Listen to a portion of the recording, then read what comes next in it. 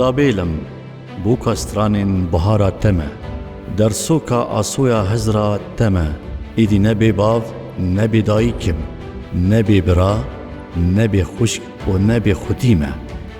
رومان زابیل از ارمنیمه یعنی ویسکاری کردستانی عزیز خمجوینه. اف رومان جسد و شست رو بنان پیکته و لچاپخانه یا سیتافی هاتیه چاپ کرن.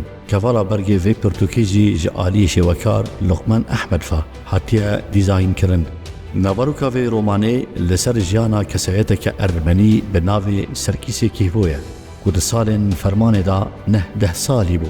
جبر فرمانا کل ملتی وی رابویه خواه لجیه کی ودشیره.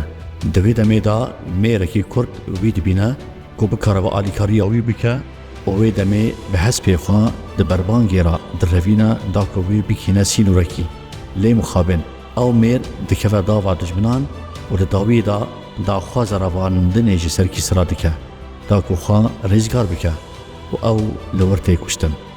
عزیز خمجوین ده دربار نفساندنا وی رومانه دا دست نشان کرد کو 3 سالان لسر وی رومانه کار کریه جبر کو بویارن به دیرو که واگیره دایه و هور بینی گلک جرادوی به طیبت ناوروک و دیرو که بویارن رومانه و دیگر سالا 1915 دما کو فرمان ارمنیان هاتیه داین و پیوستی به گلک جداران جی حبو.